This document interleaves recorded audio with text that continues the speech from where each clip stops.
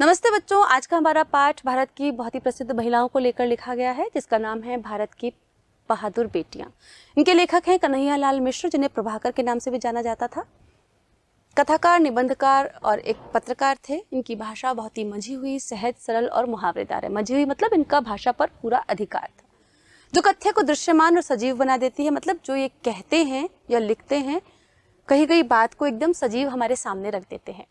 आपके लेखन में तत्सम शब्दों का प्रयोग भारतीय चिंतन मनन को अधिक प्रभावशाली बना देता है। आप एक सफल निबंधकार थे।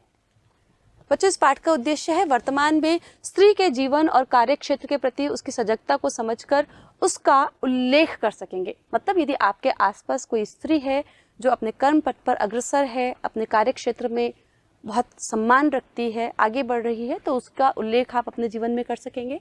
सामाजिक दबावों के बीच अपनी पहचान स्थापित करने के लिए किए गए स्त्री संघर्ष की व्याख्या कर सकेंगे। आपको पता है, हमारे भारतीय समाज में स्त्रियों को आगे नहीं किया जाता था, किंतु बहुत सी स्त्रियों ने संघर्ष किया, आगे आई और समाज में उनका नाम हुआ। तो ये सारी परिस्थिति का भी आप उल्लेख कर सकेंगे। स्त्री की शारीरिक, भावनात्मक, मनोवैज्ञानिक सबलता का विश्लेषण कर सकेंगे। आदर्श महिलाओं की उपलब्धियों का वर्णन कर सकेंगे। मतलब जो महिलाएं हमें प्रेरित करती हैं, उनकी उपलब्धियां क्या क्या हैं, ये बता सकेंगे। आधुनिक सफल नारी के आत्मविश्वास और स्वावलंबन का उल्लेख कर सकेंगे।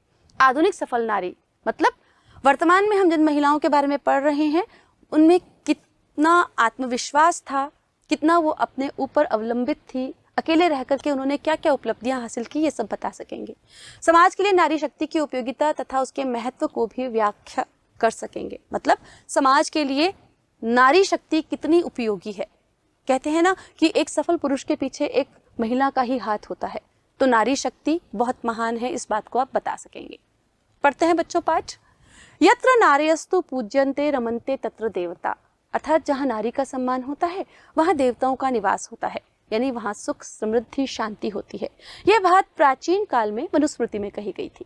लेकिन इसका अर्थ यह नहीं कि उस वक्त नारी का सम्मान नहीं होता था, और यह बात नारी के सम्मान को बढ़ावा देने के उद्देश्य से कही गई थी। मतलब हमारे एक पुस्तक है बच्चों, मनुस्मृति, जिसमें भारतीय संस्कृति की परंपराओं को, नियमों को बताया गया है। उसमें ये बात उल्लिखित है कि जहाँ पर नारी का सम्मान होता है, वहाँ पर सुख, शांति, समृद्धि और ऐश्वर्य होता है। तो यहाँ पर लेखक ने कहना चाहा है कि ऐसा नहीं है कि उस समय वहाँ नारी का सम्मान नहीं होता था, बल्कि यह बात नारी के सम्मान को बढ़ावा देने के उद्देश्य से कही गई है। प्राचीन काल में स्त्रियों की दशा बच्चों बहुत अच्छी थी। उन्हें पढ़ने लिखने का अवसर दिया जाता था। वो घर की प्रमुख सदस्य के रूप में मानी जाती थी। लेकिन धीरे धीरे जैसे जैसे विदेशी आक्रांताओं ने भारत पर आक्रमण शुरू किया, तो महिलाओं की सुरक्षा को लेकर के उनके विरुद्ध कुछ नीति नियम बना दिए गए, जिसमें वो घर में ही कैद कर दी गई, ताकि उस नारी की सुरक्षा की जा सके या वो विदेशी आक्रांताओं से बचाई जा सके। और फिर ये नियम हमारी संस्कृति में ऐसे घर कर गए कि वो अंधविश्वास के रूप में माने जाने लगे। तो इसलिए यहाँ पर पहले ही बता दिया गया है कि प्राचीन काल में भी स्त्रियों का सम्मान होता था, बल्कि यह बात अनुभव से कही गई थी। प्राचीन काल में हमारे देश में नारी समाज की बहुत ही सम्माननीय सदस्य थी। गार्गी, मैत्रेयी, गौतमी, अपाला आदि प्राचीन काल की प्रसिद्ध और प्रतिष्ठित नारियां हैं। प्राचीन काल से ही नारियां हमारे देश में पुरुष के बराबर बैठती रही हैं और समाज के निर्माण कार्यों में अपना योगदान देती रही हैं। बच्चों, ये जो नाम आपने सुने, गार्गी, मैत्रेयी, गौतमी, अपाला, घोषाला, एक नाम इसमें और भी था, ये ऐसी स्त्रियां थीं जिन्होंने वेदों का अध्ययन किया था। विदुषी महिलाएं थीं। पुरुषों के बराबर इन्हें बैठने का अधिकार प्राप्त था। क्या आप कल्पना कर सकते हैं, यदि आज हम अपने समाज को देखें या मध्यकालीन स्त्रियों की स्थिति को देखें, तो हम ये विश्वास ही नहीं कर पाएंगे कि हमारे समाज में कभी महिलाओं को वेदाध्ययन की भी अधिकार दिया गया था, महिलाओं को वेदाध्ययन की छूट दी गई थी। लेकिन ये स्त्रियां समाज के निर्माण कार्यों में अपना बराबर योगदान देती थी। आधुनिक काल में भी नारी एक बार फिर से अपनी पूरी क्षमता, शक्ति और साहस के साथ समाज में दिखाई देने लगी है। शिक्षा के प्रचार प्रसार से वह पूरी तरह से आत्मविश्वास से भर गई है। आप आजादी की लड़ाई का उदाहरण ही लीजिए। भीकाजी कामा, सरोजिनी नायडू, अरुणा आसफ अली, कैप्टन लक्ष्मी सहगल आदि बहुत से नाम आपके जहन में आते चले जाएंगे। गांधी जी के एक आह्वान पर न जाने कितनी महिलाएं घर बार छोड़कर देश की आजादी के लिए संघर्ष करने निकल पड़ी। बिल्कुल सही बात है बच्चों। एक वक्त ऐसा आया था जब महिलाओं की स्थिति जो थी बहुत ही उनकी दुर्दशा होती थी। उन्हें पढ़ने के अवसर नहीं दिए जाते थे, घर से बाहर नहीं निकलने दिया जाता था। लेकिन धीरे धीरे जैसे जैसे शिक्षा का प्रचार और प्रसार होता चला गया, महिलाओं की स्थिति भी सुधरती चली गई। और केवल आज ही नहीं, बल्कि आज़ादी के उस लंबे संघर्ष में भी महिलाओं ने अपना पूरा योगदान दिया है। चाहे वो गांव की हों, छोटे कस्बे की हों, शहर की हों या महानगर की हों, चाहे वे पढ़ी लिखी हों, चाहे गरीब हों या अमीर, सभी वर्गों की नारियां पुरुषों के साथ कंधे से कंधा मिलाकर आज़ादी की लड़ाई में घर से बाहर निकल पड़ी थी। ये आप जब पुराने चित्र देखेंगे ना बच्चों, या पुराने जो कुछ हमारे वीडियोस हमारे पास उपलब्ध हैं, आप देखेंगे तो उसमें आपको नजर साफ आएगा।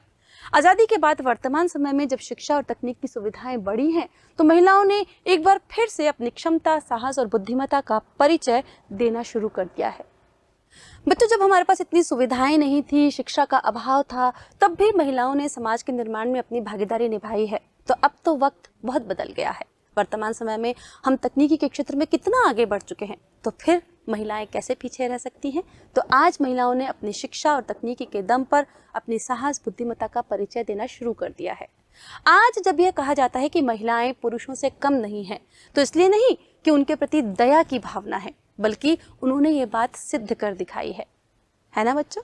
केवल दयावश हम इस तरह से ये बात नहीं कहते कि महिलाएं पुरुषों से कम नहीं हैं, बल्कि महिलाओं ने अपने हुनर का, अपने परिश्रम का, अपनी ताकत का परिचय हमें दिया है। अपनी बुद्धिमत्ता से उन्होंने समाज में अपनी खास पहचान बनाई है। आज कोई भी ऐसा क्षेत्र नहीं है जिसमें महिलाओं की भागीदारी नहीं है, चाहे वे शिक्षा का क्षेत्र हो, प्रशासन हो, राजनीति हो, अर्थव्यवस्था, व्यापार या तकनीकी का क्षेत्र हो। हर जगह आपको महिलाएं काम करती हुई नजर आएंगी। अब तो हिमालय की सबसे ऊंची चोटी एवरेस्ट तक पहुंचने, अंतरिक्ष यान की यात्रा करने और पुलिस प्रशासन के क्षेत्र में भी महिलाओं ने सफलता अर्जित कर ली है। आज चाहे हवाई जहाज उड़ाने का काम हो, रेल इंजन चलाने का काम हो, बस या ऑटो रिक्शा चलाने का काम हो, या पेट्रोल पंपों पर पेट्रोल भराने का काम ही क्यों ना हो, हर काम अब महिलाएं कर रही हैं। देखा है ना बच्चों आपने? काम चाहे छोटा हो चाहे बड़ा हो, चाहे हिमालय की चोटी पर पहुंचने का हो, आपको हर जगह महिलाएं अपना परचम लहराती हुई दिखाई देंगी। इंजीनियरिंग के क्षेत्र में हवाई जहाज के इंजन ठीक करने से लेकर स्कूटर ठीक करने तक में महिलाएं सक्रिय हैं। इतना ही नहीं, अब तो उन्होंने पूरी दुनिया में सिद्ध कर दिखाया है कि महिलाएं पुरुषों की अपेक्षा अधिक क्रियाशील, ईमानदार तथा कुशल प्रशासक होती हैं।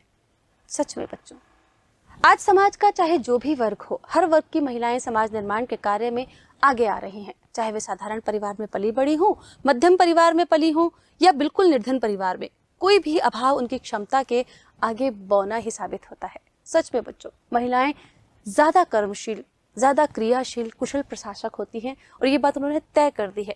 चाहे वो बहुत अमीर परिवार की लड़की हो या मध्यम वर्गीय या गरीब परिवार की, क्षमताएं सभी में एक सी हैं।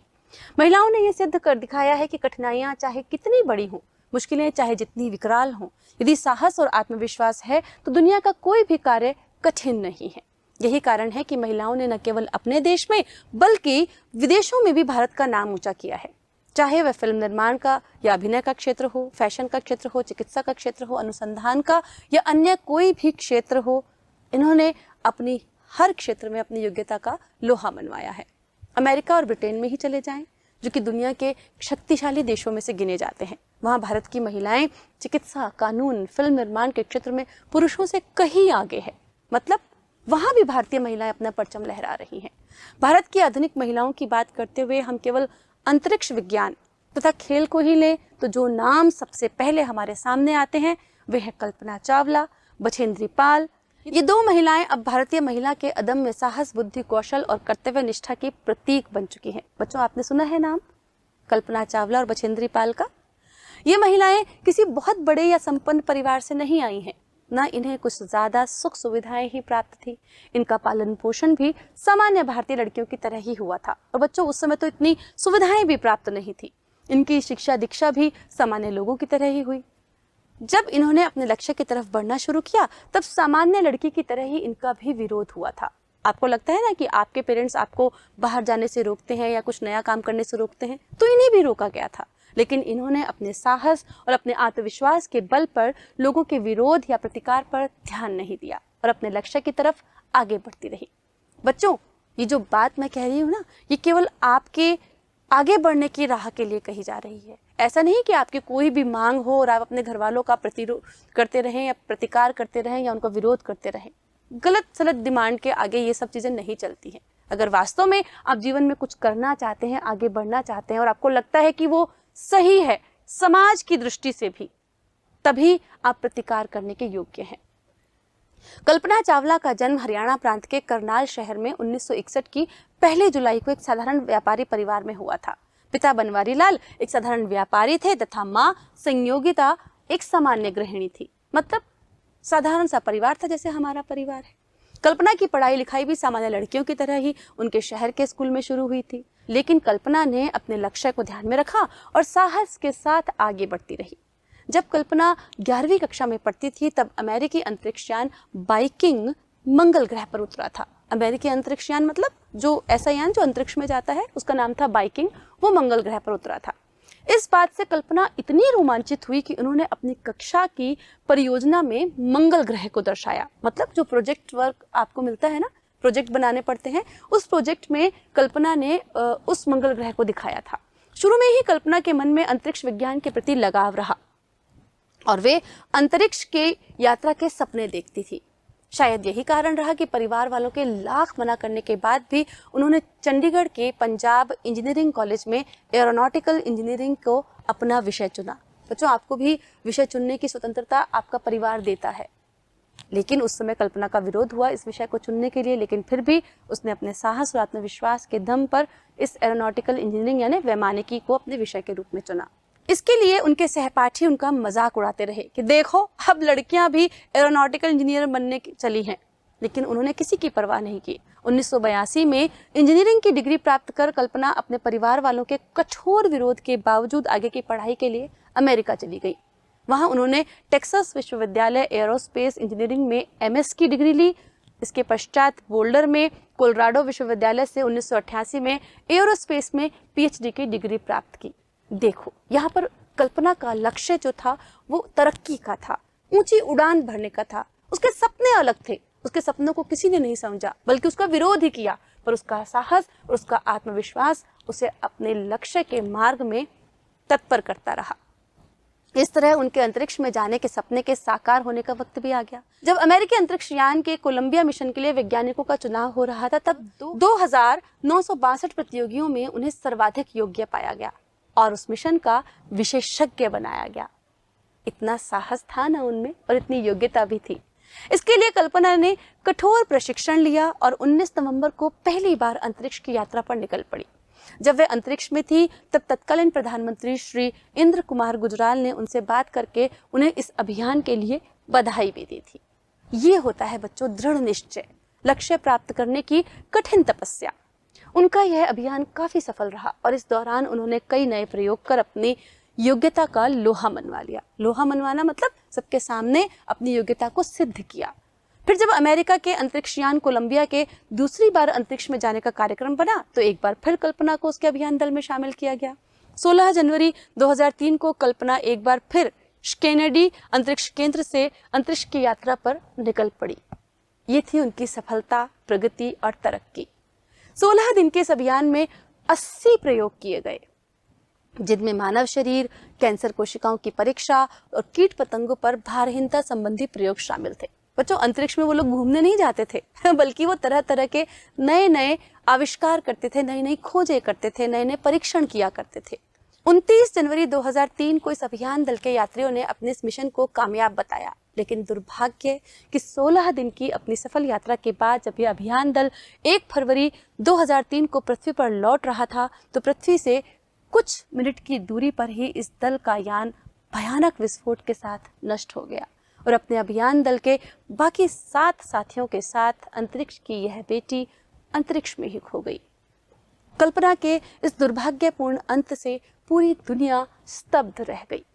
भारतीय प्रधानमंत्री श्री अटल बिहारी वाजपेयी ने संसद में कल्पना के प्रति श्रद्धांजलि व्यक्त करते हुए घोषणा की कि उनकी स्मृति में अंतरिक्षयान MET-SET का नाम कल्पना 1 रखा जाएगा। बच्चों, ये थी हमारी भारत की बेटी, अंतरिक्ष बेटी। इस प्रकार अदम्य साहस, दृढ़ इच्छा शक्ति और कर्तव्य निष्ठा के बल पर भारत की बेटी कल्पना ने न सिर्फ महिला जाति का नाम ऊंचा किया बल्कि पूरे देश का नाम भी विश्व इतिहास में सुनहरे अक्षरों में अंकित कर दिया। इसीलिए हमारी भारत की बेटियां पूरे विश्व में प्रसिद्ध हैं बच्चों। और अब है एक और बेटी की बात, बछेंद्री पाल। कल्पना चावला की तरह ही बछेंद्री पाल भी साहस की पर्याय हैं। मतलब पर्यायवाची। जब दो शब्द अलग अलग हो उनका अर्थ एक ही हो, मतलब बछेंद्री मतलब साहस। बछेंद्री एवरेस्ट की चोटी पर चढ़ने वाली पहली भारतीय महिला होने का गौरव इन्हें प्राप्त है। बछेंद्री का जन्म सन 1954 में चमोली जिले में परंपरागत पुरुष वर्चस्व वाले एक साधारण भारतीय परिवार में हुआ था। मतलब बच्चों कि जिस परिवार में केवल पुरुषों का वर्चस्व था, उन्होंने हाँ कहा तो हाँ, नहीं कहा तो नहीं, मतलब केवल पुरुषों की बात ही सुनी जाती थी। पिता किशनपाल सिंह और मां हंसादेवी नेगी की 5 संतानों में बछेंद्री तीसरी संतान है। बछेंद्री के बड़े भाई को पहाड़ों पर चढ़ना अच्छा लगता था, लेकिन जब बछेंद्री उनके साथ पहाड़ पर जाने की बात करती तो उन्हें डांट कर मना कर दिया जाता था। इससे बछेंद्री का मनोबल और बढ़ा और पहाड़ पर चढ़ने की इच्छा दृढ़ होती गई। उन्होंने निश्चय कर लिया कि वे वही करेंगी जो लड़के करते हैं। तो बच्चों, बछेंद्री का स्वभाव ऐसा था कि उन्हें जिस काम के लिए मना किया जाता था वो उस काम को करने का पक्का निश्चय कर लेती थी। तो जैसे उसके भाई ने मना किया तो उसने मन में ठान लिया कि उसे वही करना है जो लड़के करते हैं। वे किसी से पीछे नहीं रहेंगी बल्कि उनसे बेहतर ही कर दिखाएंगी, और इसी जज्बे से पर्वतारोहण का प्रशिक्षण लेना उन्होंने शुरू कर दिया। बछेंद्री को बचपन में रोज 5 किलोमीटर पैदल चलकर स्कूल जाना पड़ता था। बाद में पर्वतारोहण प्रशिक्षण के दौरान उनका यह कठोर परिश्रम बहुत काम आया। 8वीं पास करने के बाद पिता ने उनकी पढ़ाई का खर्च उठाने से मना कर दिया। मतलब 8वीं पास करने के बाद उनके पिता ने उन्हें पढ़ाने से भी मना कर दिया। बछेंद्री ने इसका भी रास्ता तलाश लिया। उन्होंने सिलाई का काम सीखा और सिलाई करके पढ़ाई का खर्च जुटाने लगी। इस तरह उन्होंने संस्कृत से MA तथा BEd की उपाधि प्राप्त की। अगर लक्ष्य दृढ़ हो तो उसमें कोई भी कठिनाई हमें रोक नहीं सकती, ये दिखा दिया था बछेंद्री पाल ने। पढ़ाई के साथ साथ बछेंद्री ने पहाड़ पर चढ़ने के अपने लक्ष्य को हमेशा अपने सामने रखा। इसी दौरान बछेंद्री ने काला नाग पर्वत की चढ़ाई की। 1982 में उन्होंने गंगोत्री ग्लेशियर, जिसकी ऊंचाई 6A672 मीटर यानी 6A672 मीटर, और रूड़ गहरा, जिसकी ऊंचाई 5A819 मीटर की थी, उसकी चढ़ाई की, जिससे इनमें आत्मविश्वास और बढ़ गया। अगस्त 1983 में जब दिल्ली में हिमालय पर्वतारोहियों का सम्मेलन हुआ, तब वे पहली बार तेंजिंग नोर्गे, जो कि एवरेस्ट पर चढ़ने वाले पहले पुरुष थे, तथा जुंके ताबी, जो कि एवरेस्ट पर चढ़ने वाली पहली महिला थी, उनसे मिली। तब उन्होंने यह संकल्प किया कि वे भी उनकी तरह एवरेस्ट पर पहुंचेंगी। बच्चों, बछेंद्री पाल भारतीय महिला थी और जुंके तांबी जो थी वो किसी बाहर देश की महिला थी जो एवरेस्ट पर चढ़ चुकी थी। वह दिन भी आया जब 23 मई 1984 को दोपहर 1:07 पर एवरेस्ट पर पहुंचकर भारत का झंडा उन्होंने फहरा दिया। उस समय उनके साथ पर्वतारोही अंग दोरजी भी थे। इस तरह बछेंद्री को एवरेस्ट पर पहुंचने वाली पहली भारतीय महिला होने का गौरव प्राप्त हुआ। हम कह सकते हैं कि अदम्य साहस और आत्मविश्वास के बल पर भारतीय महिलाओं ने पूरी दुनिया में अपनी अलग पहचान बनाई।